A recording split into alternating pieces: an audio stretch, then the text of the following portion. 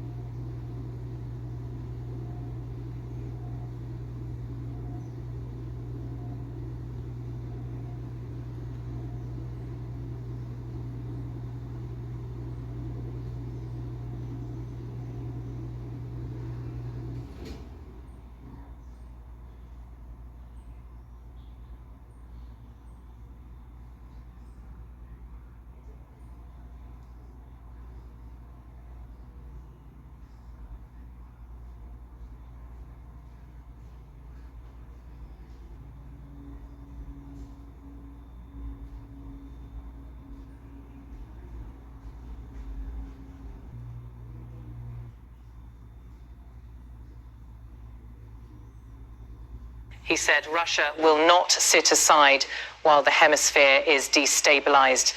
The statement underscores just how quickly a regional standoff over drugs, ships, and sovereignty has morphed into a broader clash involving major powers. In the Pacific, just outside U.S. territorial waters near Hawaii, a Russian intelligence collection vessel has been observed. The United States, tracking the ship closely, says it intercepted the craft about 15 nautical miles south of Oahu on 29 October 2025, a move that has raised alarm in Washington. In response, Russian President Vladimir Putin appears to be sending a clear signal: this is not just about Venezuela. On the Caribbean front, President Nicolas Maduro of Venezuela has ordered a sweeping mobilization of his armed forces after the U.S. sent the aircraft carrier USS Gerald R. Ford into the region.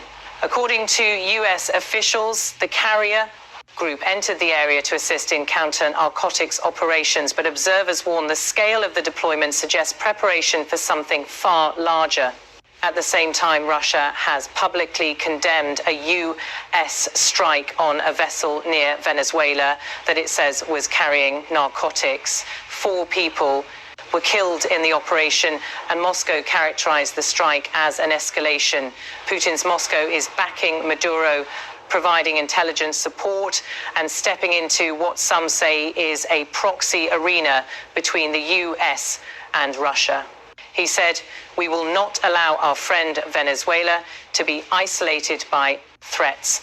The comment came during a joint appearance with Maduro, where they pledged to deepen military and intelligence cooperation. The Kremlin appears to be leveraging the crisis in Latin America in order to challenge U.S. dominance in the Western Hemisphere. On the U.S. side, officials say foreign military vessels operating near U.S. territory are a cause for concern. The U.S. Coast Guard confirmed it has monitored the Russian Navy's Karelia, described as an intelligence collection ship, since late October. One Coast Guard statement said, "Working in concert with partners and allies, our crews monitor and respond to foreign military vessel activity near our territorial waters to protect our maritime borders and defend our sovereign interests."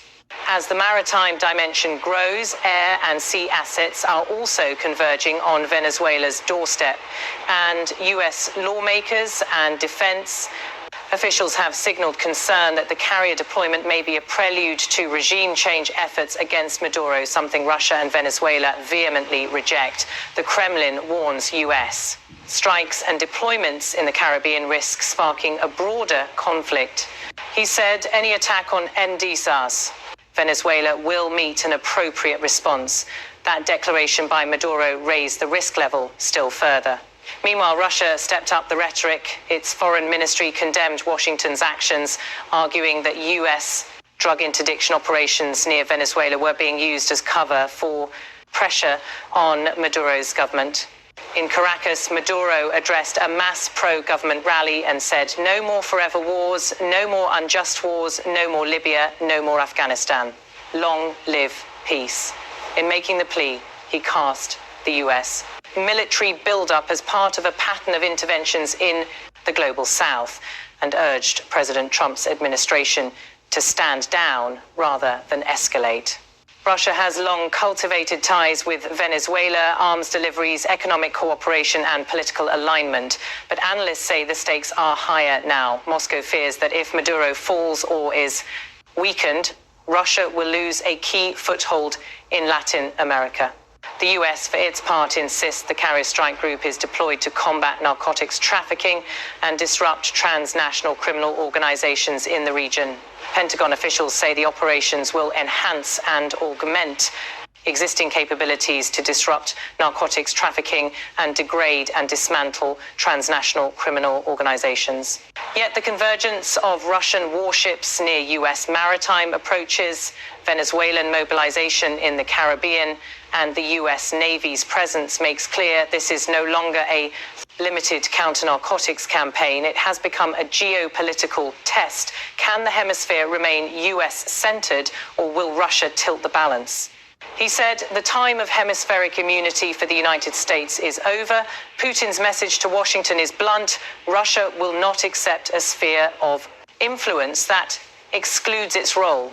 Analysts point out that the Russian deployment near Hawaii is significant.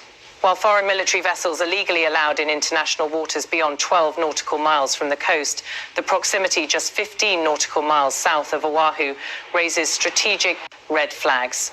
In parallel, Venezuela's full military alert, including mobilization of roughly 200,000 troops and deployment of all branches of the armed forces, makes clear that Caracas anticipates a possible showdown. For Russia, the calculus appears to be back Maduro, challenge the US, and diversify its global theaters of engagement. For the US, it is a test of its regional leadership and ability to deter adversarial presence near its shores. For Venezuela, it is survival, and the Kremlin is leveraging that. He said, "We are ready to defend our sovereignty, our airspace, our waters, our land, and we expect no less from our partners." Maduro's remarks paint the US carrier deployment as a threat to Venezuelan sovereignty rather than simply a counter-narcotics tool. In Washington, there is growing unease among lawmakers about the lack of congressional authorization for potential military action against Venezuela. Some Democratic leaders say the deployment must not become a backdoor war. Meanwhile, Moscow has made clear its concern that US operations could be used as a springboard for intervention across the region beyond drug trafficking missions. Meanwhile, US assets in the Pacific and Caribbean are on heightened alert, monitoring Russian warships and Venezuelan troop movements simultaneously. The US Coast Guard has emphasized its routine monitoring around Hawaii, but called this latest deployment a different scale and context. Behind the scenes, diplomatic efforts are also under strain. Colombia has suspended intelligence sharing with the US, citing concerns over US strikes in the region and fear of being drawn into a wider conflict. With all three actors, Russia, Venezuela, and the US, now actively engaged, the question is not just whether a war will erupt, but how far the confrontation will reach. Are we witnessing a proxy battle for influence in the Americas, or a direct confrontation closer to US territory than Moscow would have dared decades ago? He said, "When they come near our coasts, we will act accordingly." Washington's officials interpret this as both a promise of deterrence and an implicit warning of possible escalation. As the maritime, air, and land domains converge, risk management becomes critical. Russia's move near Hawaii is not accidental. It sends a message about US vulnerability and global reach. Venezuela's mobilization indicates it will not simply capitulate under pressure, and the US deployment shows it is willing to project power far beyond traditional counter-narcotics missions. In the next days and weeks, attention will center on whether the Russian vessel remains in the region, whether the US carrier group advances closer to Venezuelan waters, and how Moscow and Caracas respond diplomatically or militarily. While none of the sides has issued ultimatums yet, the pieces are in place for a flashpoint. He said, "We seek diplomacy, but we are prepared for any scenario." That declaration from Putin may signal an opening to de-escalate, but only on terms favorable to Moscow. For Maduro, the balance is even more precarious. His regime's survival now appears tied directly to Russian support in a showdown with Washington. For the US, the question is whether this is a temporary standoff, a show of force to stem narco-smuggling routes, or the beginning of a deeper strategic contest. One way or another, the hemisphere may be entering a new era of great power competition. As of now, all three capitals watch each other warily. The carrier drills and satellite-tracked spy ships are proxies, but the consequences could be very real. A miscalculation at sea, a wrongly interpreted maneuver, or an inadvertent clash between vessels could trigger escalation. He said, "We remain vigilant, we remain ready." That may be the understatement of the year, because at this moment, the world watches the Pacific and Caribbean with far greater concern than before.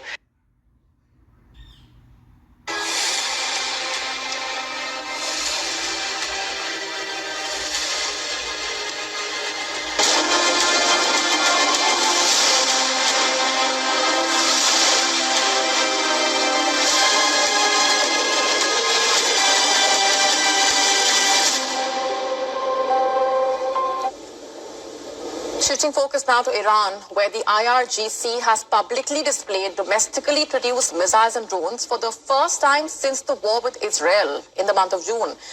The exhibition basically includes ballistic missiles, one with a range of 1,700 kilometers, also the Khorramshahr, reaching up to 2,000 kilometers. Also on display was the Fatah hypersonic series, known for speed and also for maneuverability. That's not all. Also on display were state-of-the-art air defense radars and drones capable of surveillance and targeted strikes. The exhibition was open for visitors who described the display as a show of national strength. The fact that Iran is mentioned when missile power is discussed around the world is a sign of our science and technology.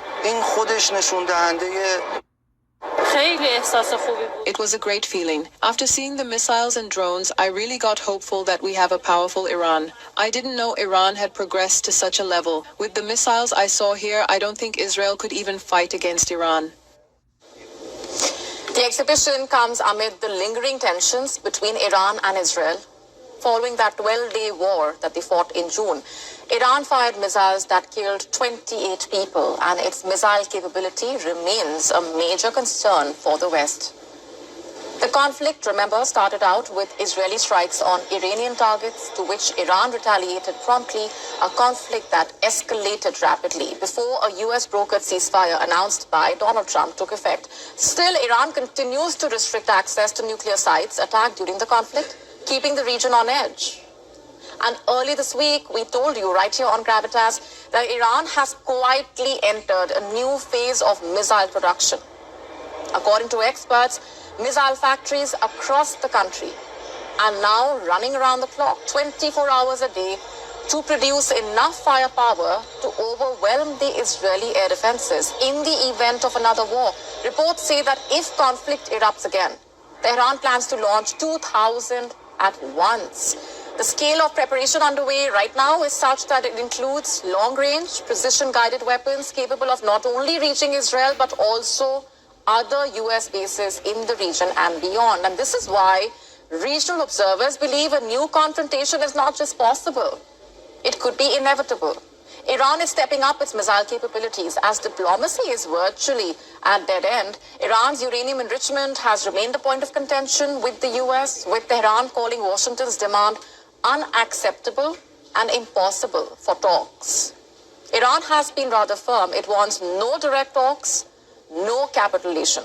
Instead, Tehran has laid down its own ground rules for the talks, and that includes no more sanctions, no further military attacks, and compensation for war damages. The US is unwilling to accept any of that, so the stalemate continues. The BJP-led